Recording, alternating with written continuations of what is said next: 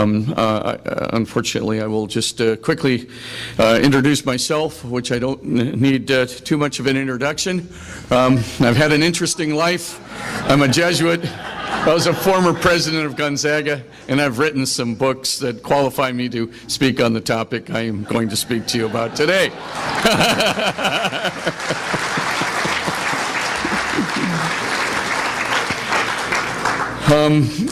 What I do want to speak to you about is related to both the talk of George Weigel and Bill McGurn.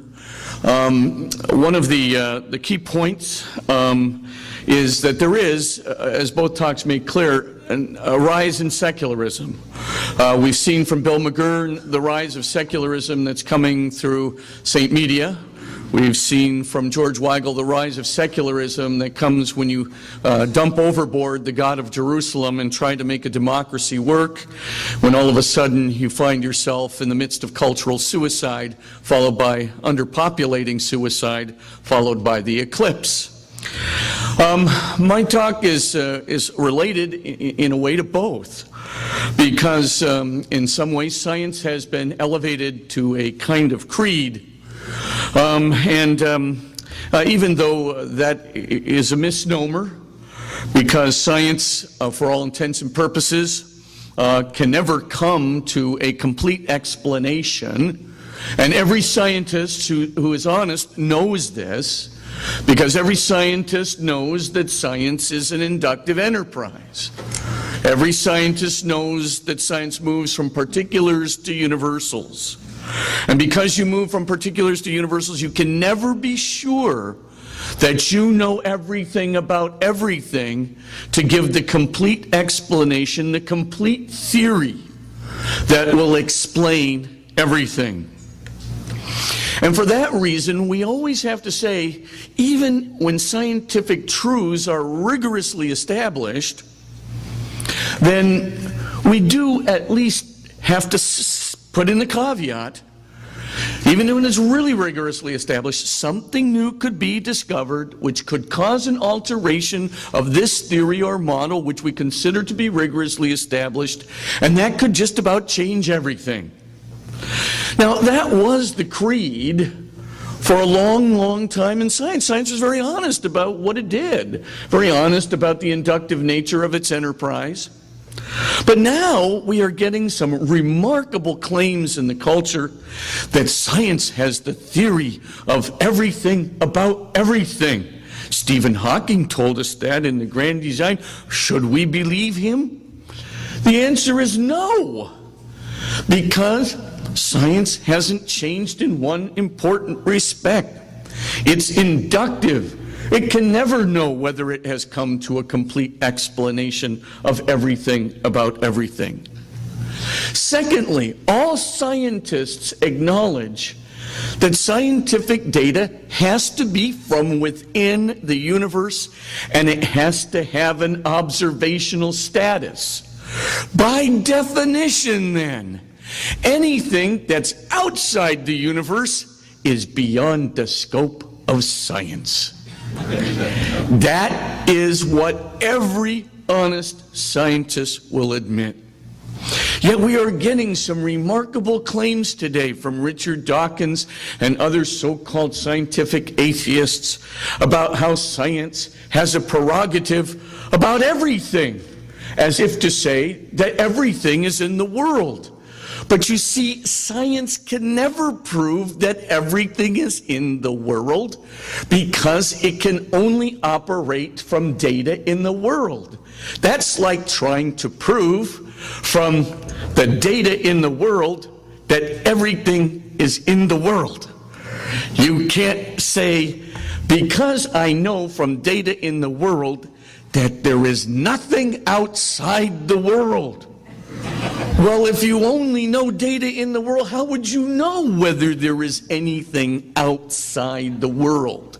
That is a preposterous enterprise. What is my point? Scientific atheism in our current culture has become not only arrogant, it has become at least a traitor, in my opinion, to its own intrinsic limits which honest people, honest scientists used to admit. The talk about everything, the whole idea that science can make a pronouncement about what is outside the universe when science has to be based on observational data, which by definition is within the universe. These kinds of claims should alert us to something, that there is an agenda besides science going on, and what I will suggest to you in a moment is that it's a cultural agenda. My first thought. My second thought is this. When we take a look at these kinds of extravagant claims, frankly, unverifiable claims in terms of scientific method, they may be certain claims can be verified about transcendence of the universe philosophically or logically, but it can't be done by science. It's based on observational evidence within the universe. Then, for all intents and purposes, we can say, well, why did that happen? What's going on? Point two, agnosticism and non-belief and kind of religious malaise among our young people is increasing in a rather frightening way. We can see that at least some surveys indicate that 30% of kids who go to college range from agnosticism to outright non-belief and militant atheism by the time they graduate, when they had gone to college, believers, firm believers, good Catholics. What happened to that 30%, not just to move them toward agnosticism, but even toward outright unbelief, atheism, right, non-belief, or militant atheism? What happened to these believers in their collegiate experience? Well, aside from the fact that they probably were filled with a bill of goods concerning how bad religion has been throughout history, which both George Weigel and Bill McGurn have talked about already this morning, I think they're also being given a very strange myth, in my opinion. And the strange myth is that science and faith are incompatible. And if you have to make a decision, and you do, because since science and faith are incompatible, you have to make a decision of what you're going to choose. Is it going to be science or faith? Well, I guess science is more objective. I guess science really it enables me to have a microwave oven and enables me to have a computer. I guess science is more reliable. When they're forced to make the choice in order to be authentic to themselves and authentic to the truth, our younger people are choosing science. But they're choosing science on the basis of a false dichotomy. The reason I started the Maggia Center of Reason and Faith and did not continue in the business of university presidencies is because I think we really do have to challenge this myth with real resources and real science so that people can actually see, especially our kids who feel caught up in a false dichotomy, that in fact science and faith are very compatible. Now you might think to yourself, well, wait a minute, if science and faith are compatible, then there must be some evidence from science for God. And the answer is yes. But you just said in your first point that science couldn't make a pronouncement about what is beyond the universe. It can't make a negative pronouncement about what is beyond the universe. It can make a positive pronouncement about what is beyond the universe. And the reason that it can do that is because it can get evidence for a positive pronouncement, namely the existence of a creator, from evidence within the universe. And you go, but how? How can it get evidence for what is beyond the universe from within the universe when it couldn't get evidence to negate what is beyond the universe from within the universe? And the answer lies in this. Science can discover the limits of the universe. And those very limits which are intrinsic to the universe, inside the universe, those very limits can reveal the necessity, or at least the high probability, that something exists outside of our universe. Something really big and powerful and smart.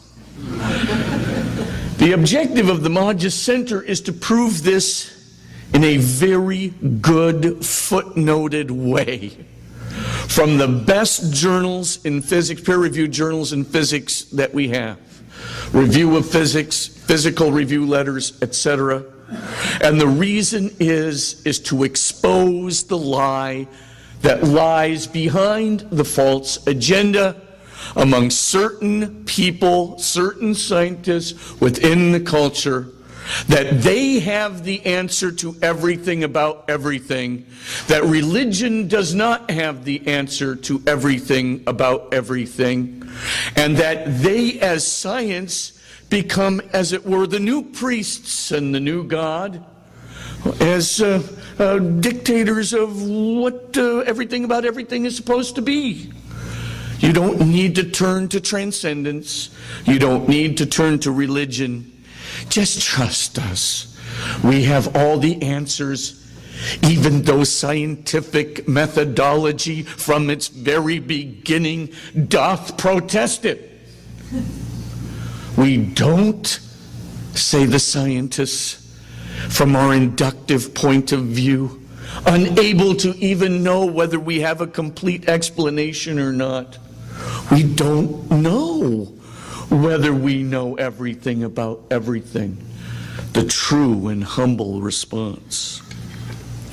But let's get to the evidence of physics. What is going on today? What is it that our kids need to know? What is it that will be, for all intents and purposes, at least a way of overcoming these two myths that are being perpetuated for whatever cultural agenda or narcissistic agenda or perhaps other kinds of political agendas, but certainly not for a scientific agenda. These two myths about what science can and cannot do. First, there is a tremendous amount of evidence for a beginning of the universe. That's the first point. Of course, many of you know that this goes back to a Belgian priest by the name of Father Georges Lemaitre in 1927, who discovered what is now called the Big Bang Theory. He called it the theory of the cosmic atom, but it doesn't really matter. The point is, it is the precursor to the Big Bang Theory. And this Belgian priest kind of had to go up against Einstein, who wanted to believe that the universe couldn't as a whole be expanding, that it was in a steady state. But after Hubble and others had shown conclusively that the scale of the universe demanded that it be expanding, then finally, of course, Einstein did say of Lemaitre's theory, the most satisfying explanation of creation I have ever heard. So he did turn round, because I think Einstein was fundamentally intellectually honest. But I think we need to go deeper. What is it, though, that science is saying today? Here's what we do know. 13.7 billion years ago, plus or minus 200 million years, there was a Big Bang, if we can use that expression, an explosion that gave rise to a rushing out of energy that soon became the universe as we know it. The GTR universe, the general theory of relativity universe, where space and time and mass and energy are in an organic relationship with one another. And in that explosion, there was, of course, the potential to ask the question, was the Big Bang the beginning?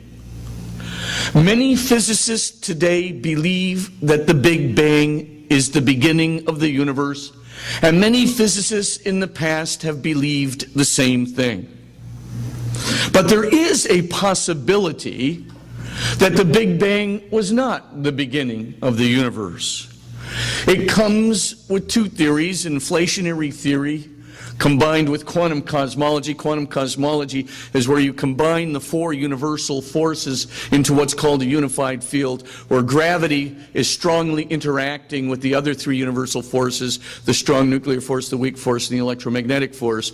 So once you have this in a kind of a unified field, you have a quantum gravitational configuration which allows for a whole host of possibilities that would not ordinarily be allowed in what we call the GTR universe, where gravity is really in the space-time field, as it were separated in a way, although organically unified, but separated from the other three universal forces.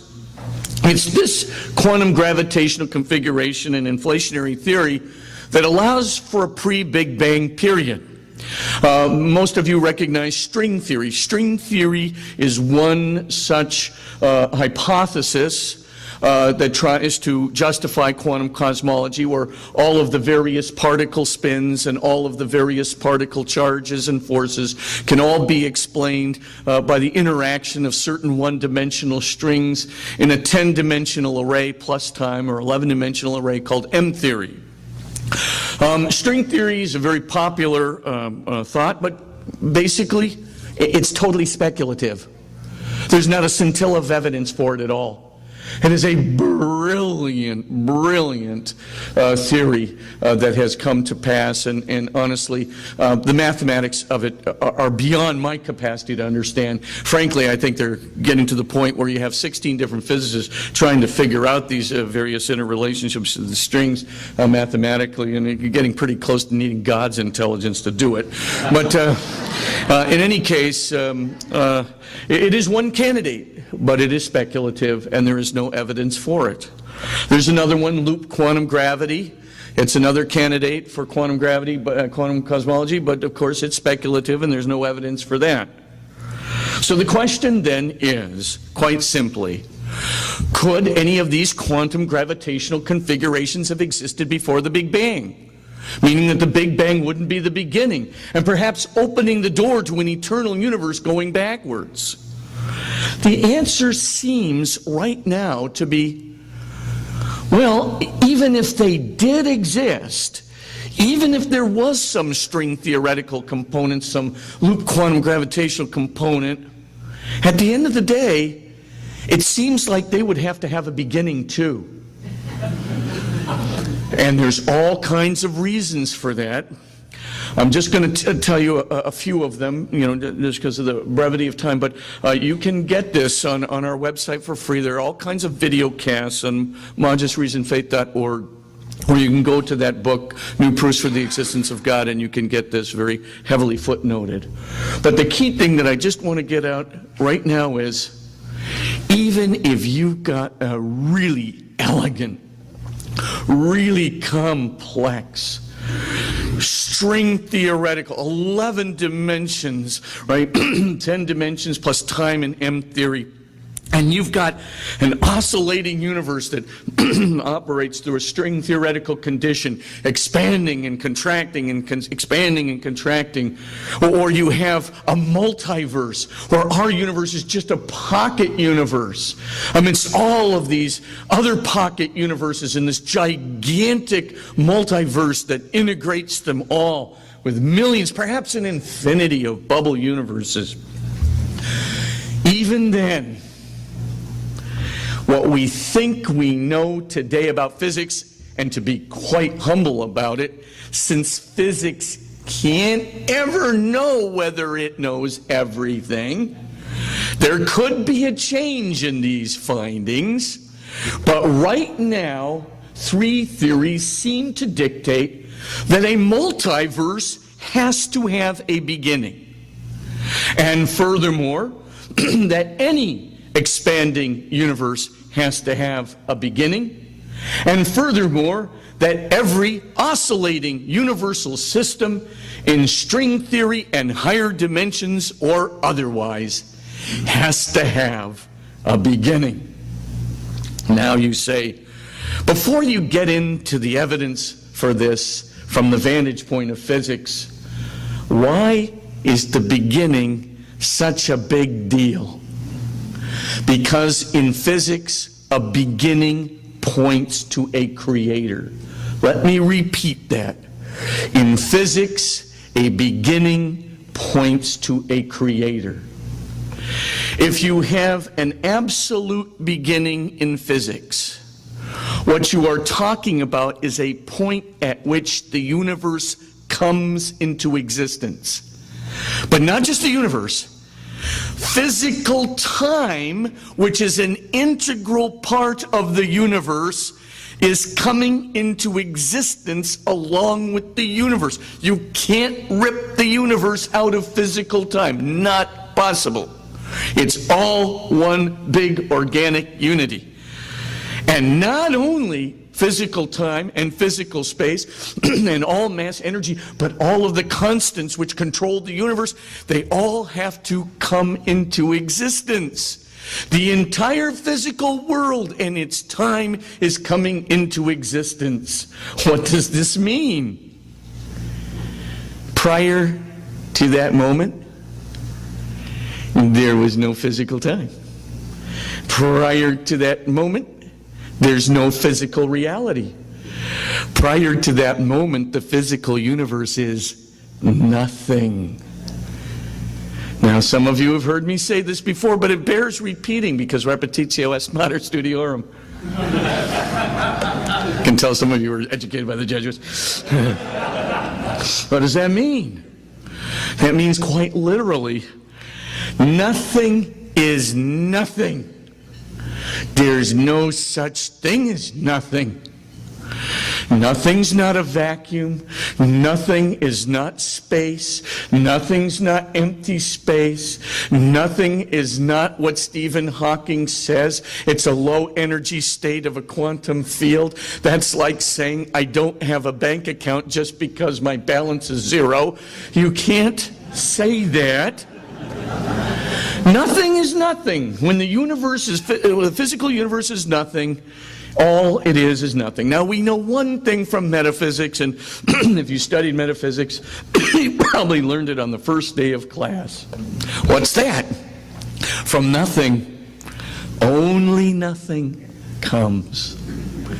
The only thing that nothing can do is nothing. Thank you. Don't make nothing do something. Because if you do, that means it's something. Thank you. Pace, Stephen. So what is the point? If the universe couldn't do anything before the beginning point because it was nothing, and nothing can only do nothing, then there is only one conclusion. The universe could not have created itself before the beginning when it was nothing. It couldn't have created itself. It couldn't have brought itself from nothingness to somethingness, because that would imply that it could do something. Well, what does that mean? Something else. Really big and completely transcendent. I just a little metaphorically with the really big. Did it. What does that mean? You better think about God. And every physicist who really understands this, and most do, know that's exactly what the implication is. Now, back to the physical data. Oh, wait a minute. What about this quantum gravitational period? What about string theory oscillating universes? What about multiverses, where we're just a little pocket universe amidst many pocket universes and so forth? Are you sure that they all have to have a beginning?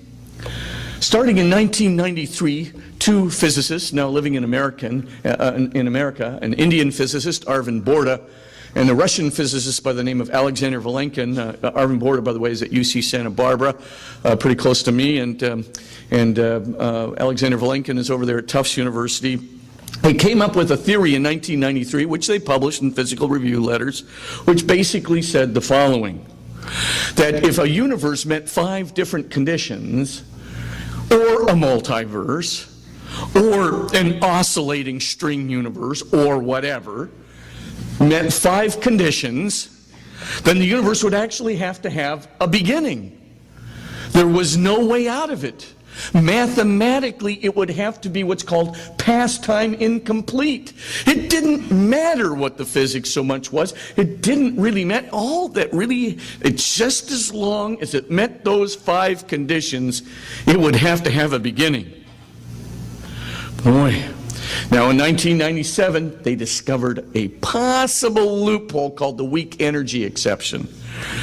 But it really didn't apply to our universe, and it didn't apply at all to any universe that our universe could be connected to, like a multiverse. But nevertheless, it was a loophole.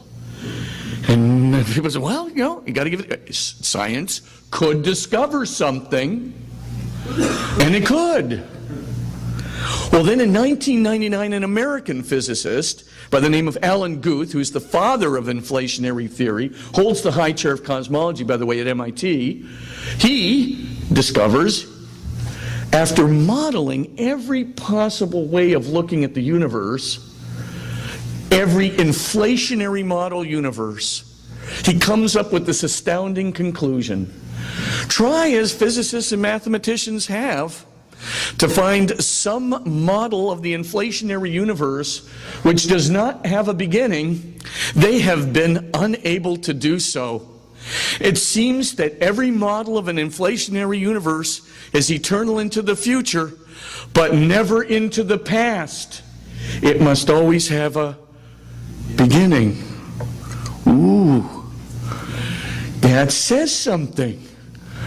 This computer modeling is based on real observational data, and it is projecting real limits of real universes in inflationary conditions. But just to make sure the point stuck, the 3 of them got together at MIT one day. And when they got together, they created a theorem in 2003 called the BVG theorem. The Borda, Vilenkin, and Guth theorem. What is this theorem, and why has it stirred such controversy, and why is it so important? Basically, the entire theorem is based upon one condition only. And that condition is that the average Hubble expansion of our universe, any other universe, a multiverse, a string theoretical oscillating universe in higher dimensions, that the sole condition is that the average Hubble expansion be greater than 0, no matter how small. What's an average Hubble? The rate of the expansion of the universe as a whole. So long as the rate of the universe as a whole, the rate of expansion of the universe as a whole, is some greater than 0 number, no matter how small, that multiverse, that string oscillating universe, this universe, any other universe that we can conceive of in an inflationary condition, or in having an average rate of expansion greater than 0, would have to have, beginning. To this date, 2011, no one has found an exception. This is not to say that physicists have not been trying to do so. They have been trying to. Oh, we even have a couple of really interesting ones where physicists actually tried to completely deconstruct time and make it go backwards when it's going forwards, and putting it into a strange de Sitter space and everything. But finally, honestly, most physicists just throw up their arms and go, this is so physically unrealistic in fantasy land, no one's ever going to accept it. I mean, we are literally, the current state of the question right now is basically saying it is very likely, it is very probable, and if the BVG theorem is true, and if it does apply to every multiverse and oscillating universe, and it should because there's only one condition, that the average Hubble expansion be greater than 0, then it's very likely that our universe or any multiverse or any oscillating condition in which it might be immersed would have to have a beginning, with all of the implications appertaining thereto. Now you might say to yourself, well, why doesn't my kid know about this? Because, well, it's a good question, isn't it? And the simple answer to that question is because there are a lot of people out there who don't want your kid to know that. This is going to come as a shock to you. But Stephen Hawking, who is a that's a space-time theorist, right? He forgot to mention in his new book, The Grand Design, he forgot to mention the entire BVG theorem. In fact, he forgot to mention Borda and Vilenkin. He forgot to mention Guth. He forgot to mention Borda, Vilenkin, and Guth. He forgot all of this modeling. It just didn't appear.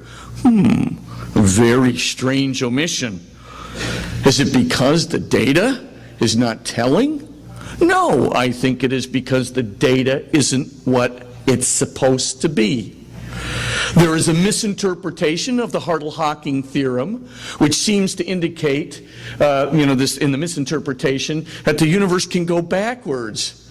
That's not what the Hartle-Hawking theorem says at all. The Hartle-Hawking theorem says there absolutely is a finite boundary to pastime in the universe. It's just a fuzzy boundary.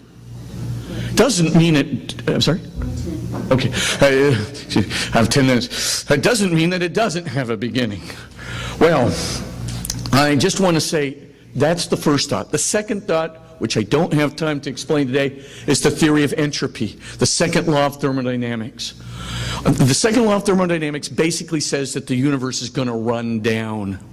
It's basically going to lose all of its free energy, which is capable of doing things. We started off with very low entropy at the Big Bang. But one thing is certain, there is no perpetual motion machine that we know of in the universe, and the second law of thermodynamics have never been contradicted, ever. That means the universe with a finite amount of energy, finite amount of mass energy, will eventually have to run down to zero free energy, completely incapable of doing anything at thermodynamic equilibrium, dead, dead-o, dead. Now, the universe is not dead, dead-o, dead. It is at a very low entropy still, which of course implies that the universe may be finite in time. Now, there are a lot of physicists trying to get out of this, and there's some really fancy theorems that are going out there, but there is not a scintilla of evidence that would suggest that the second law of thermodynamics is not applicable to them. Even the big rip stuff, it's just simply beholding to entropy's inexorable move toward death. But we are not there yet.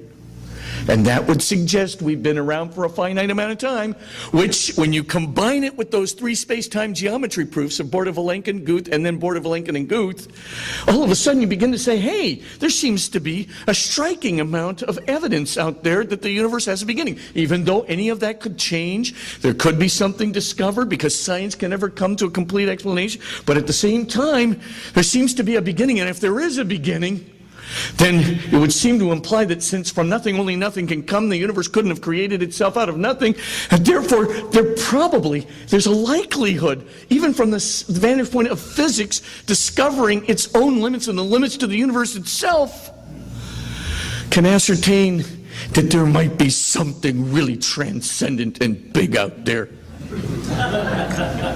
There may well be a creator on the basis of physics. But that's not the entire story. A whole other area of development has also occurred, which some of you heard the other night in the movie Cosmic Origins. And the key thought there is just as follows. There is a set of conditions and a set of values of constants which are absolutely necessary for any life form to develop in the universe. Absolutely necessary. And the key thought, I'll just give you a few of them and you can get the major point. The first thing is you need low entropy at the Big Bang to have life. Why? Because you need some usable energy. You can't have life develop in a rundown universe. You have to have life develop in a universe that has the free energy, the usable energy that will allow that life to sustain itself and develop. What are the odds of low entropy occurring at the Big Bang by pure chance? 10 raised to the 10 raised to the 123 to 1. Against. That's a double exponent. Let me tell you what that is. That's a 10, and then in the exponent, a 1 with 123 zeros after it. In the exponent. So that really, if you tried to write this number out with every zero being 10-point type, our Milky Way, our galaxy, could not hold that number.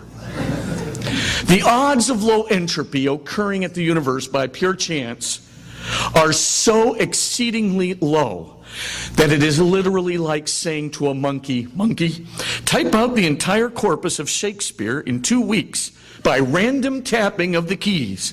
I'm coming back in and I'm going to check."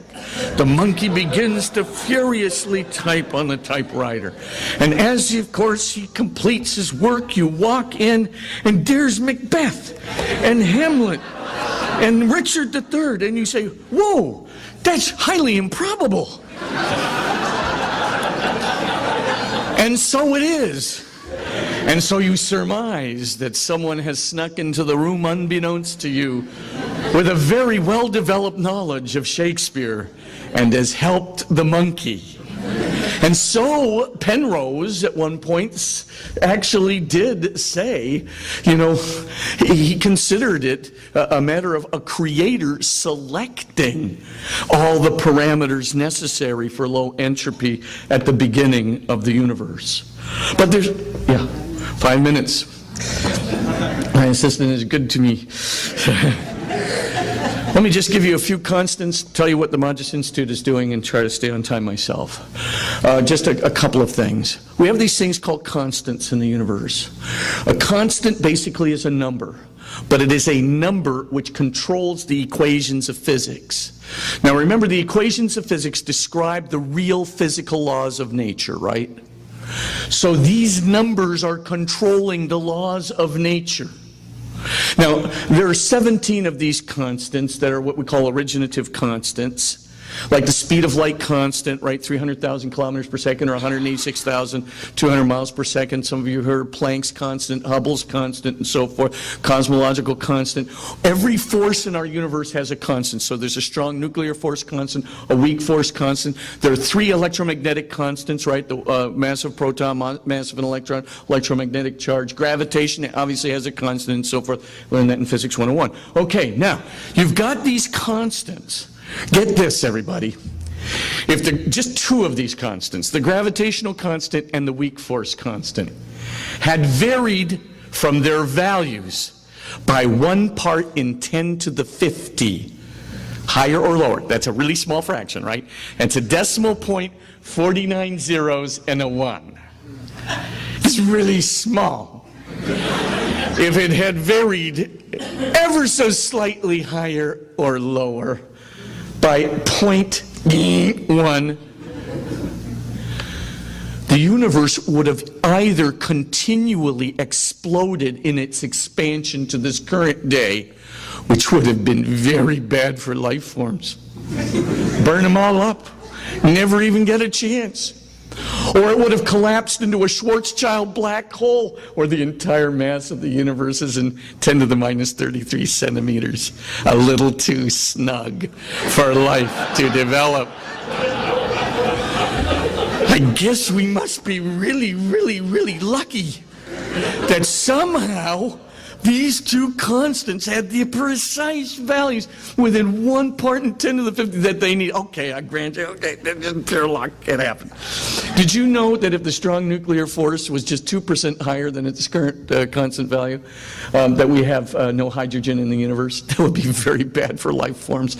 And if it were 2% lower, there'd be no element heavier than hydrogen in the universe, which is equally bad for life forms.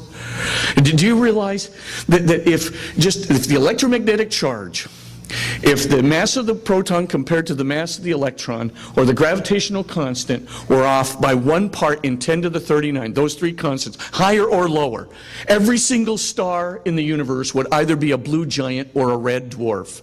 This is bad, because if it were a blue giant, everything would get fried. And if it were a red dwarf, there wouldn't be enough energy to sustain a single cell. scientists were really lucky. The point I'm trying to say is, if you really believe that this could occur by pure chance, and no, by the way, even Stephen Hawking doesn't believe that this could occur by pure chance. I'm going to wrap it up here. I mean, everybody believes there has to be an explanation for this. You cannot roll the dice and have this happen. So what are the two current explanations outside of pure chance? Obviously, God, smart creator deity, deigns it so and writes this into the original constant prescriptions at the Big Bang. Other alternative explanation, the multiverse explanation, where thousands upon thousands upon thousands of pocket universes are rolling out of the multiverse as with new rolls of the die, right? And you get to try again and again and again, and maybe pure chance and lady luck will allow these incredible odds to occur by random selection out of this huge multiverse. Only two problems with the multiverse. Number one, it's just as metaphysical as God. So pick your metaphysics, everybody, because it has nothing to do with physics.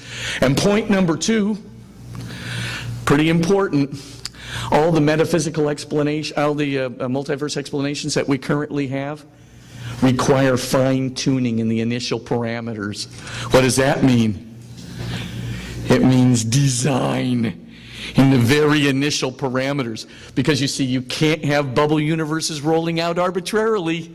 You have to have a very slow roll of bubble universes coming out, which requires a lot of fine-tuning and design in those initial parameters. Because if those bubble universes start bumping into each other like jellos, it's really the whole space-time continuum of the universe is vibrating like a jello. This is bad for life form development.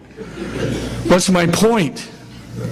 I think at the end of the day, it is just as reasonable and responsible, nay, more reasonable and responsible based on the physical evidence and data that we have today, that there was a beginning of the universe, that beginning implies a creator of the universe, and that there is some kind of intelligence, super calculating, super intellect, that allows those constants of the universe to have the precise values and conditions that they need to have in order for a single life form of any kind to develop in the universe whatsoever. I don't think we were lucky. And I think that the multiverse explanation falls incredibly far short, and in fact just moves the whole problem back a step. What's the deal? I leave you with two quotes at the end of the day. First, from Fred Hoyle, used to be the greatest atheist in physics. Always. Hoyle came up with this after he discovered the range in which the resonance levels of beryllium, hydrogen, helium, and oxygen had to be in order to get a carbon atom, right? He just finally said, there are no blind forces worth speaking about. There must be some super calculating super intellect that has monkeyed with the constants of physics to make them felicitously dovetail so as to make for the possibility of a life form. He compared the very possibility of carbon occurring by pure chance in the universe. He said, well, it's like a tornado blowing through a junkyard, assembling a Boeing 747 ready for flight. Secondly, I leave you with Robert Jastrow, NASA's Goddard Institute of Space Studies director and founder. And this is what he said. He said, in the end, scientists have scaled the cliffs of knowledge. And they unshackled themselves from superstition, put on a methodology of mathematics and measurement, of empirical observation, and began to scale the heights. They came to the final precipice, pulled themselves over, and found a band of theologians there awaiting them for centuries. Thank you very, very much.